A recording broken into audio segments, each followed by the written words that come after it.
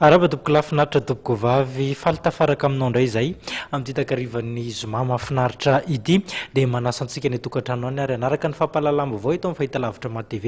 hatramin'ny farany tontolo politika mbola niteraka faneho-kevitra maro samihafa mahakasika ilay fanemorana ny fifidianana izay fanapahan-kevitra noraisina tao anatin'ny filan-kevitra omaly eo ihany koa ny mahakasika ilay tranga mampalahelo lozam-pifamovozana tetsy amare masay tamin'ity andro androany maraina ity eo ihany koa amin'ny tontolon'ny zavakanto ny fiomanana amin'ny fampisehoana izay tanterahany tarika ambondrona amin'ny CCSK amin'ny andro ny alady ho avy izao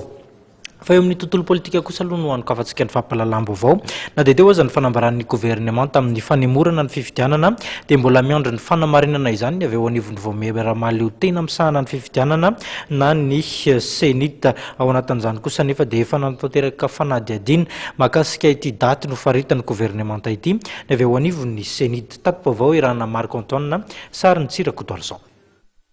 Tsy mbola tonga eny anivon'ny vaomiera mahaleo tena misahana ny fifidianana na ny Cenit ny didim-panjakana mandidi ny fanemorana ny fifidianana raha nambaran'Andriamatoa Rakotondrazaka Fanomezantsoa mpitondra teny avy amin'ny vaomiera mikarakara ny fifidianana eto Madagasikara.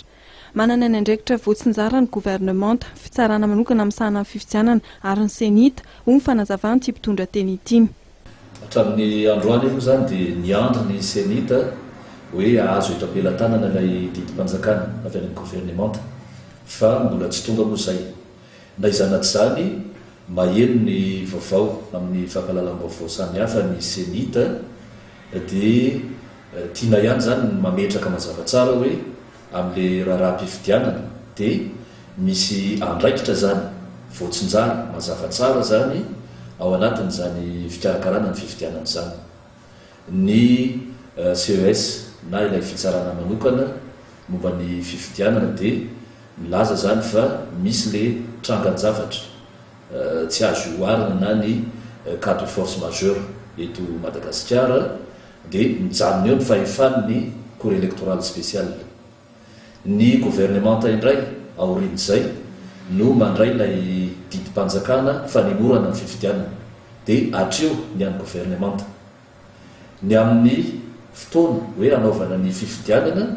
hoe roviana zany no vanandro anatanterana fifidianana dia miverina amin'ny Cenit. Tsabotsika tsara fa raha natao ny tety androm-pifidianana ho amin'ity taona 2024 ity